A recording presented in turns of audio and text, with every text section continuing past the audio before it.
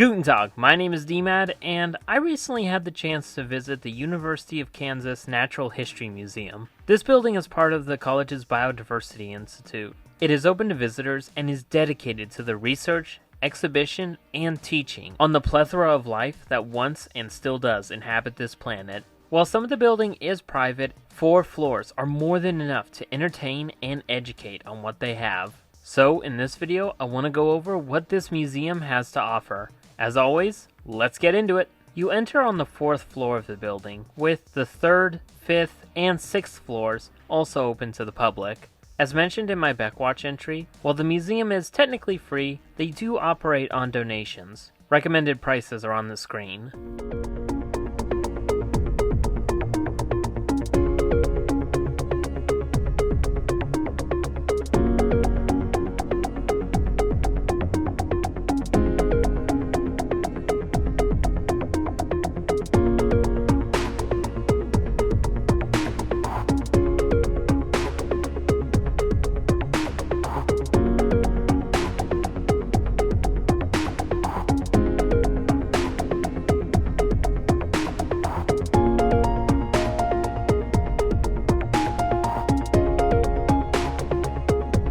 Straight ahead, you may notice some taxidermies.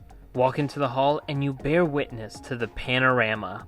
Created by Louis Lindsay Dyke and first showcased in 1893 in Chicago, this first of its kind 3D illustration was meant to convey the biodiversity of North American ecology. It contains hundreds of taxidermies from the continent's tundras, prairies, woodlands, deserts, and rainforests. In 1902, with the construction of Dyke Hall, the panorama was added to KU, where it is here to this day. Not only does each biome fade into the next, but within it, stories are told. 2 male moose fight in the woods, beavers construct a hut, and a coyote faces off against a bison. The display carries on into the horizon with an illustrated backdrop.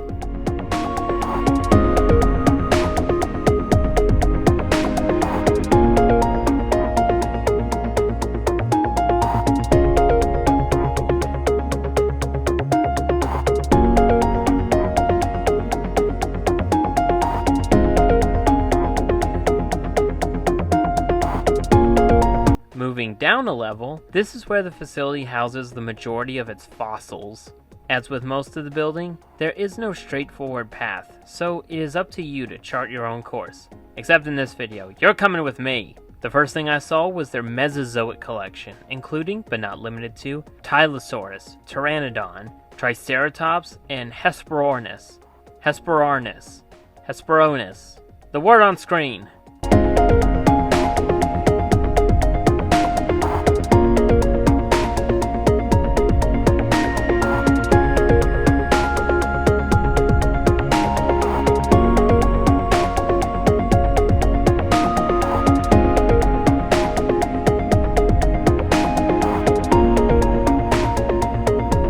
Also among their collection, you go back further to a time before the dinosaurs. On the opposite end of the hall are more familiar finds. This is their Cenozoic collection, where you have fossils from the La Brea tar pits, the Kanza River, and sinkholes. Animals of this section include the ancestors of horses, rhinos, elephants, bison, and more.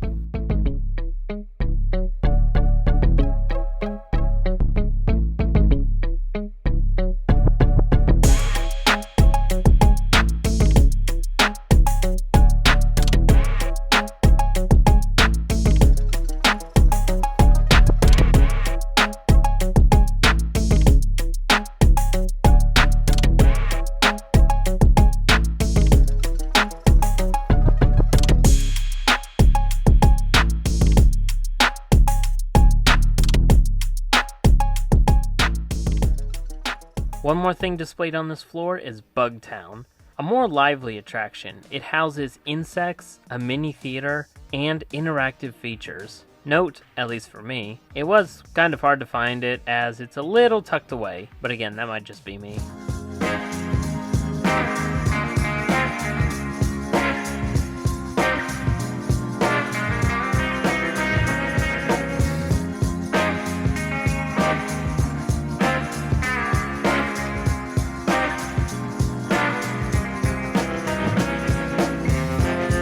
Now that we've gone one floor down, we go 2 floors up to explore evolution. On the way, you may notice a Tylosaurus skeleton, which I completely missed when I entered the museum.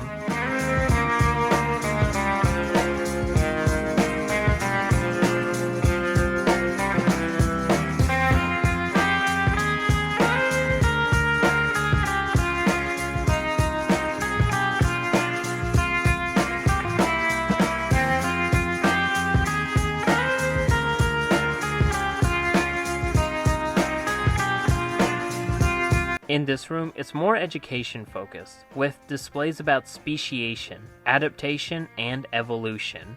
However, they are not without interaction, as they feature magnifying glasses, diagrams, and fossils to further communicate their message. Also in this area is an exhibit about conservation. This is the intertwining story of the prairie dog and the black-footed ferret. It shows their ecological roles, the tragic story of their decline, and the hopeful comeback they made through conservation.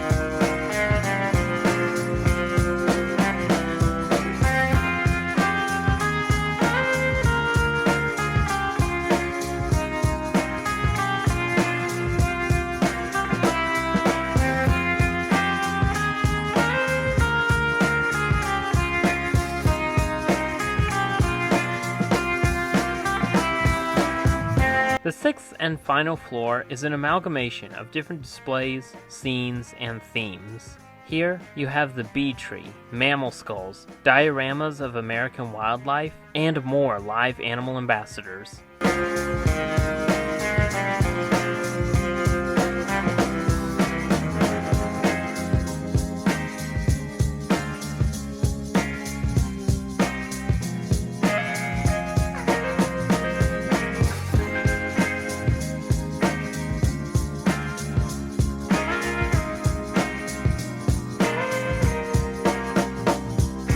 I think this is one of my favorite parts of the museum, as it gives you side-by-side examples of how everything on Earth is different, yet cut from the same cloth.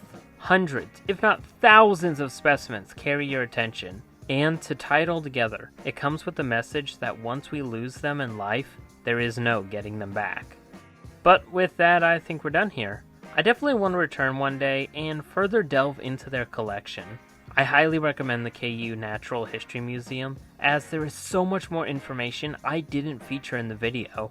But until then, I hope you enjoyed, and will consider liking and subscribing to the channel, as well as following us on our other social media platforms. And share this video out to anyone who likes taxidermies, fossils, storytelling through exhibitation, or just museums and nature in general. I thank you all for watching, and remember, always be prepared, do good daily, and love nature. For your life is a canvas, and you have the brush. Auf Wiedersehen!